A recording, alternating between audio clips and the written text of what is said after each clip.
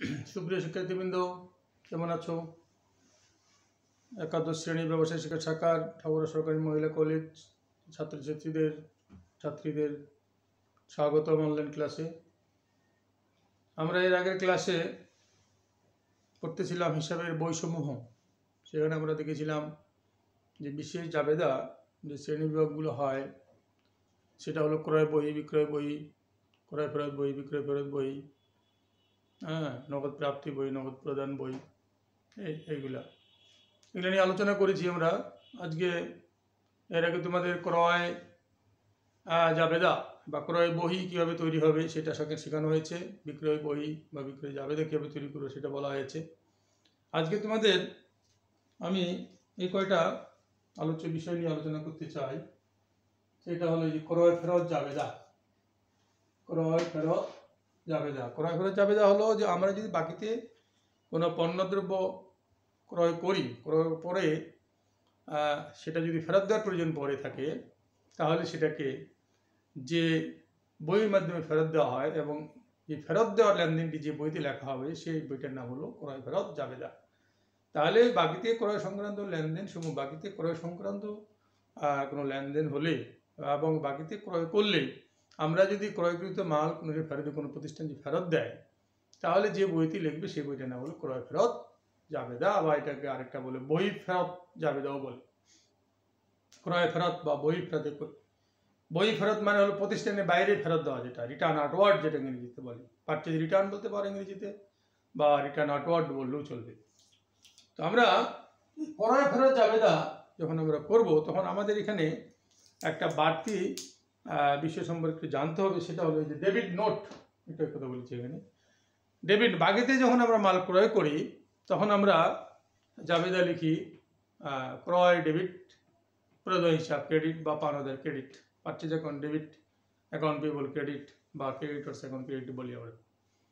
তাহলে বাকিতে মাল ক্রয় করলে মূলত দায় সৃষ্টি হয়, দায় পরিমাণ বৃদ্ধি পায় বলে আমরা বিবিধ পাওনাদারকে ক্রেডিট করি। কিন্তু যখন আমরা তাদের কাছে মালটা ফেরত দিয়ে দিচ্ছি তাহলে আমাদের দেশে সে দায়টা থাকছে না, দায়টা কমে যাচ্ছে। সেই জন্য দায়টা যখন বৃদ্ধি পায় তখন দায় হয় ডেবিট, আর দায়টা যখন কমে যাবে তখন দায় করতে হবে ডেবিট। যখন দায় বৃদ্ধি পায় তখন সেটাকে করা হয় ক্রেডিট, আর দায় যদি আমরা কমাই ফেলতে চাই তাহলে সেই দায়টাকে করতে হবে ডেবিট। যেমন আমরা যখন বাকিতে মাল, রহিমের নিকটে বাকিতে মাল ক্রয় করলাম 50,000 টাকা, তাহলে আমরা লিখলাম ক্রয় ডেবিট, ক্রয় ডেবিট রহিম ক্রেডিট, ক্রয় ডেবিট রহিম হিসাব ক্রেডিট লিখলাম, 50,000 টাকা দিয়ে লিখলাম এটা। এখন এই 50,000 টাকার মধ্যে 10,000 টাকার মাল তাকে যদি আমরা ফেরত দিয়ে দিই তাহলে আমরা লিখবো এখানে রহিম হিসাব ডেবিট, বই ফেরত ক্রেডিট, বা ক্রয় ফেরত বলি এখানে ক্রয় ফেরত ক্রেডিট। এই 10,000 টাকার মাল ফেরত দিলে 10,000 লিখলাম এখানে। এই তাহলে আমরা মালটা যখন কিনছিলাম তখন আমরা রহিমকে ক্রেডিট করেছিলাম, কিন্তু মালটা যখন ফেরত দিলাম তখন তাকে করা হলো ডেবিট। তাহলে এই যে তাকে ডেবিট করা হলো, তাকে ডেবিট করে তার কাছে একটা চিঠি দিতে হবে বা একটা পত্র দিতে হবে, দিয়ে বলতে হবে যে আমরা আপনার কাছে যে মাল ক্রয় করেছিলাম সেই মালটা আপনাকে ফেরত দেওয়াতে আপনার হিসাবে এটাকে যেটা ক্রেডিট করা হয়েছিল সেটা এখন ডেবিট করা হলো, সেই জন্য সেটাকে বলা হয় ডেবিট নোট বলা হয়। এটা সম্পর্কে আমাদের একটু জানা থাকতে হবে। এবারে আমরা একটু বিক্রয় ফেরত নিয়ে কথা বলি, তারপরে আমরা সবগুলো কী হবে সেটা পরে আলোচনা করতেছি। বিক্রয় ফেরত হলো যে একইভাবে বাকিতে মাল বিক্রি করলে বা যে সমস্ত বিক্রিত মাল বিক্রি করে দেওয়া হয়েছে সেগুলো যে কোনো কারণে ফেরত আসে যে কোনো কারণে, তাহলে সেটা যে বইতে লেখা হবে সেই বইটির নাম হলো বিক্রয় ফেরত বহি বা আন্তঃফেরত বহিও বলে। এটাকে ইংরেজিতে বলে রিটার্ন ইনওয়ার্ড বুক বলে, বা সেলস রিটার্ন বুক বলা যেতে পারে। তাহলে আমরা কি জানতে পারলাম যে বিক্রিত মাল ফেরত হয়ে আসলে সেটাকে যে বইতে লিপিবদ্ধ করা হবে সেই বইটার নাম হলো মূলত বিক্রয় ফেরত বই। তাহলে বিক্রয় ফেরত বইতে আমরা আমাদের ডেবিট নোট বলে একটা আমাদের জানতে হবে। সেটা কি ধরনের, সেটা যদি এই যে কিছুক্ষণ আগে আমি ক্রয় সংক্রান্ত লেনদেনের একটা উদাহরণ দিয়ে তোমাদের যে বললাম, সেটা যদি আমি আরেকটু বিক্রি সংক্রান্ত লেনদেনে বলি, আমরা যখন বাকিতে মাল বিক্রি করি তখন আমরা কি লিখি? মনে করো পরিমাণ নিকট বাকিতে মাল বিক্রি করা হয়েছে, তাহলে আমরা লিখব মিস্টার করিম ডেবিট আর বিক্রয় ক্রেডিট। এটা 60,000 টাকা মনে করে বিক্রি করলাম, 60,000 টাকা। এখন এই করিম যদি আমাদের যদি 10,000 টাকার মাল ফেরত দেয়, তাহলে কিন্তু আমরা লিখবো এখানে আন্তঃফেরত ডেবিট, আন্তঃফেরত ডেবিট আর করিম হিসাব ক্রেডিট। এই তাহলে এই 10,000 টাকা। তাহলে আমরা যে তাকে যে আমরা এখানে ডেবিট করেছিলাম 60,000 টাকা দিয়ে, আমরা তার কাছে টাকা পাবো বলি, যখন আমরা কারো কাছে টাকা পাবো, সম্পত্তি একটা বৃদ্ধি পেল, তখন আমরা সেটাকে ডেবিট করি। আর যদি সম্পত্তি কমিয়ে দিতে হয় তাহলে সেটাকে ক্রেডিট করতে হয়। তাহলে একইভাবে মালটা যখন আমাদের কাছে ফেরত আসছে, বিক্রিত মালটা যখন ফেরত আসতেছে, তখন আমাদেরকে এটা আবার চিঠি দিতে বলতে হবে যে আপনার কাছে যে আমরা টাকা পাইতাম 60,000 টাকা, সেখান থেকে আপনাকে 10,000 টাকার জন্য আপনাকে বিয়োগ দেওয়া হয়েছে বা বাদ দেওয়া হয়েছে, আপনাকে ক্রেডিট করে দেওয়া হয়েছে। এইভাবে করে একটা নোট দেওয়ার নামটি মূলত হলো ক্রেডিট নোট। আমাদের বিক্রয় জাবেদা করার সময় ক্রেডিট নোট লাগবে, আবার ক্রয় জাবেদা করার সময় ডেবিট নোটটা প্রয়োজন পড়বে। আর এই যে নগদ প্রাপ্তি জাবেদা, নগদ প্রদান জাবেদা, সেটা হলো যে এখন প্রতিষ্ঠান, বিশেষ প্রতিষ্ঠান আছে যারা যত প্রকার নগদ টাকা পায় সব টাকাগুলোকে, প্রাপ্তিগুলোকে এক জায়গায় লিখে, যে বইতে লিখে নগদ প্রাপ্তি, সেটা যে কোনোভাবে প্রাপ্তি হতে পারে, মাল বিক্রি করার জন্য প্রাপ্তি হতে পারে, আগে থেকে বাকিতে বিক্রি করেছিল সে টাকা পাওয়া যেতে পারে, হ্যাঁ, অন্য যে কোনো প্রকার প্রাপ্তি হতে পারে, সুদ প্রাপ্তি, বাট্টা প্রাপ্তি, কমিশন প্রাপ্তি হতে পারে, সমস্ত প্রকার নগদ প্রাপ্তি হলেই যে বইতে লেখে সেই বইটাকে বলা হয় নগদ প্রাপ্তি জাবেদা। আর নগদ প্রদান জাবেদা হলে একই হবে, টাকা চলে গেলে যে বইতে লেখা হবে, টাকা প্রদান হলে, টাকা ডিসবার্স হয়ে গেলে, টাকা পেমেন্ট হয়ে গেলে যে বইতে লেখা হয় সেগুলি নাম নগদ প্রদান জাবেদা। সেটা তোমার নগদ ক্রয়ের জন্য হতে পারে, পাওনাদারকে পরিশোধ করার জন্য হতে পারে, আসবাবপত্র ক্রয়ের জন্য হতে পারে, বেতন প্রদান, কর্মচারীদের ঘর ভাড়া প্রদান ইত্যাদি প্রভৃতির জন্য যে টাকা পরে চলে যায়, টাকা চলে গেলেই যে বই দিয়ে নিবদ্ধ করে সেটাকে নগদ প্রদান বই বলে। এই তাহলে আমরা এখন একটু এই ছকগুলোকে অঙ্কন করে একটু প্র্যাকটিস করার চেষ্টা করি। প্রথমে ক্রয় ফেরত যাবে না,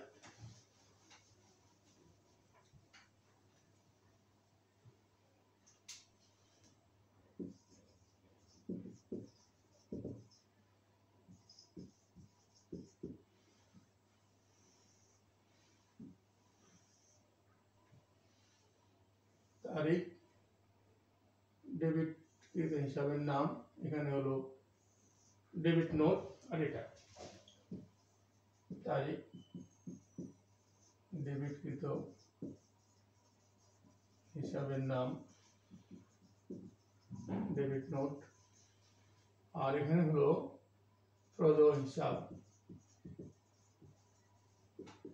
ডেবিট, আর ক্রয় ফেরত হিসাব। এটা তেমন কোনো জটিলতা নাই। যেমন 2020 সালের জানুয়ারি 5 তারিখে, হ্যাঁ, রহমান ব্রাদার্স আমাদেরকে মাল ফেরত দিয়েছে, এখানে লিখলাম Rahman brothers, Rahman brothers. Debit note number মনে করো 9, হ্যাঁ, মাল ফেরত দিয়েছে 500 টাকা লিখে রাখলাম। এইভাবে করে যতগুলো মাল ফেরত আসবে, যাদের কাছে থাকবে মাল আমরা ফেরত দিব, আমরা যাদের ক্রয়কৃত মাল ফেরত দিব, হ্যাঁ, তাদেরকে এইভাবে করে আমরা লিখে রাখবো। এই যে ডেবিট নোট, মানে এই যে প্রদেয় হিসেবে ডেবিট করা হলো, হ্যাঁ, এই যে রহমান ব্রাদার্সকে ডেবিট করা হয়েছে, সেই জন্য এটার একটা নোট নাম্বার থাকে, সেই নোট নাম্বারটা এখানে লেখার ব্যবস্থা করতে হবে। এইগুলো তোমার ক্রয় ফেরত যাবে। এবারে বিক্রয় ফেরত যাবে যদি আমরা করি, তাহলে এখানে একটা ছক অঙ্কন করি।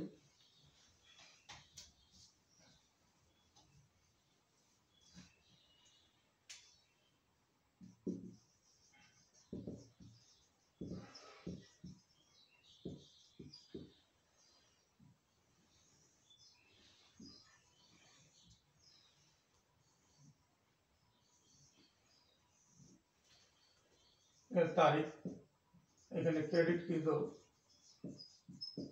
হিসাবের নাম, এখানে হলো ক্রেডিট নোট,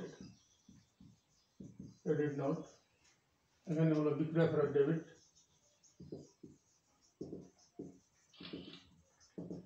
ডেবিট,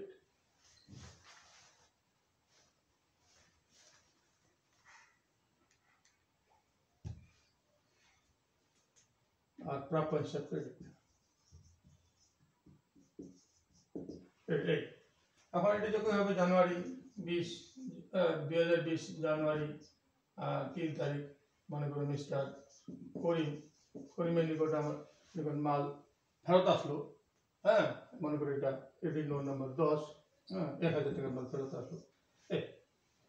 এর উপরে আবার যে জানুয়ারি 7 তারিখে যদি আবার হয় মিস্টার সালাম, সালামের নিকট ডেবিট নোট নাম্বার বা 11 হতে পারে, হ্যাঁ, 5000 টাকা ফেরত আসলো, এইভাবে লিখে রাখতে হবে 5000 থেকে 6000 টাকা। এটা তেমন কোনো জটিলতা নাই, এটাকে শুধুমাত্র ছকটা অঙ্কন করতে পারলেই, এই তথ্যগুলোকে ছকে অনুযায়ী বসিয়ে দিলেই আমরা মোটামুটি এই বইটা তৈরি করতে পারবো। তাহলে বিক্রয় খরচ জাবেদা গেল। এবারে আমরা নগদ প্রাপ্তি জাবেদা আমরা লিখি।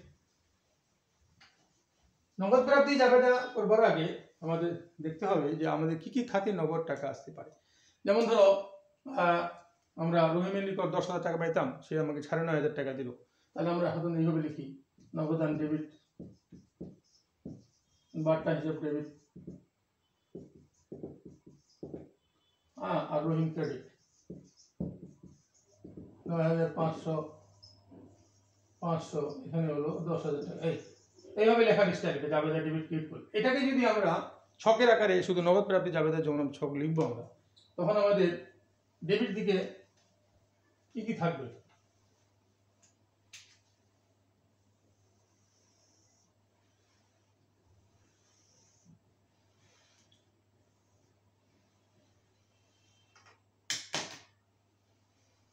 তারিখ, নগদ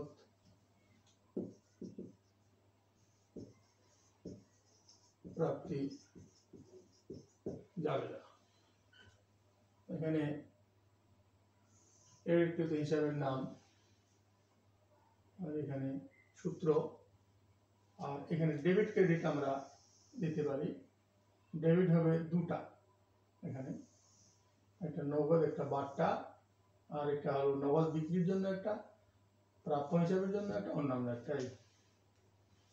এটা হলো তারিখ, এটা হলো ক্রেডিটকৃত হিসাবের নাম সমূহ, যোগসূত্র এখানে থাকতে পারে, এটা ডেবিট, এটা হলো ক্রেডিট। ডেবিটে হতে নগদ বার্তা, আর এখানে হলো বিক্রয়, এটা হলো প্রাপ্য হিসাব, এটা অন্যান্য। একটা প্রতিষ্ঠানে সাধারণত সবচেয়ে বেশি টাকা প্রাপ্তি যেটা সোর্স থাকে সেটা একটা নগদ বিক্রি, আর একটা হলো তোমার প্রাপ্য হিসাব, বাকিটা মাল বিক্রি করা হয়েছিল তার টাকা দিয়ে গেলো এটা। আর এই দুটো বাদ দিয়ে যত প্রকার সোর্সে টাকা পাওয়া যাবে সবগুলোকে আমরা লিখবো অন্যান্য হিসাবে লিখবো আমরা।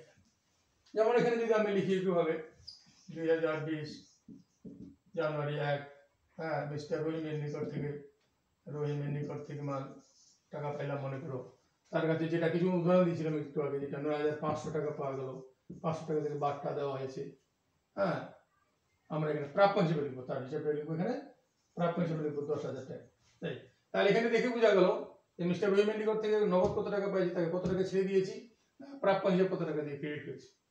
একইভাবে যদি আমরা লিখি এখানে 10 তারিখ, হ্যাঁ, এখানে বিক্রয় করে যদি টাকা পাই, নগদ বিক্রি করে, হ্যাঁ, নগদ বিক্রি করে টাকা পাইলাম মনে করো 15,000 টাকা, তাহলে এখানে 15,000, এখানে বিক্রয় 15,000। আবার যদি আমরা মনে করো যে বিনিয়োগের সুদ পাই 15 তারিখে, বিনিয়োগের সুদ পাইলাম মনে করো 5,000 টাকা, তাহলে নগদে 5,000, এটা কিন্তু আর এইদিকে কোথাও লেখা যাবে না, এখানে অন্যান্য করে দিতে হবে, এখানে 5,000। এইভাবে করে আমরা লিখতে থাকবো, এটা যোগ করে দিব, এটা এখানে 5,000, এটা 10,000, এটা হলো 15,000, এটা 500, এটা হলো 500, 20, 29,500, 29,500 মিলে হলো 30,000, আর এদিকে 10, 15, 15, 30,000,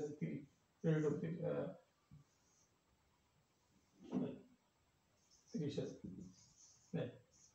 তাহলে আমাদের ডেবিট এবং ক্রেডিট এখানে মিলে গেল, হ্যাঁ, নগদ ডেবিট হলো 29,500, বার্তা ডেবিট 500, আর বিক্রয় ক্রেডিট হলো 15,000, প্রাপ্য হিসাব ক্রেডিট হলো 10,000, আর অন্যান্য যেটাকে আমরা বিনিয়োগের সুদ বলছি সেটা হলো 5,000 টাকা। এইগুলো নগদ প্রাপ্তি জাবেদা। এটা তো খুব বেশি জটিলতা থাকে না, এভাবেই চলতে থাকবে। এখন কিভাবে আমরা নগদ প্রদান জাবেদাটা একটু দেখি কিভাবে হয়।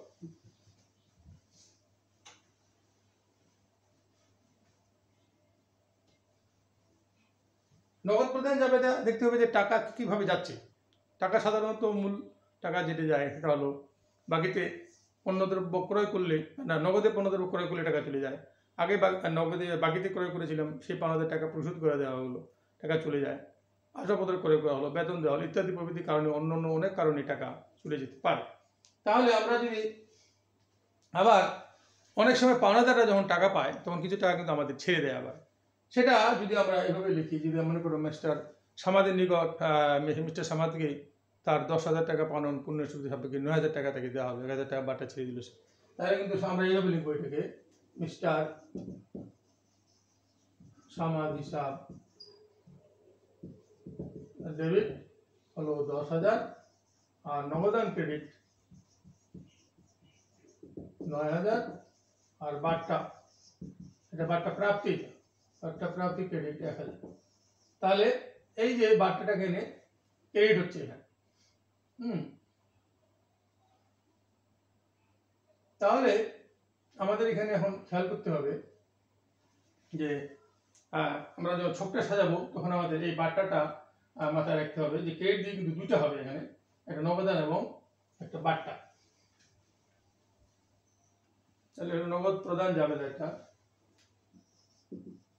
নগদ প্রদান যাবে।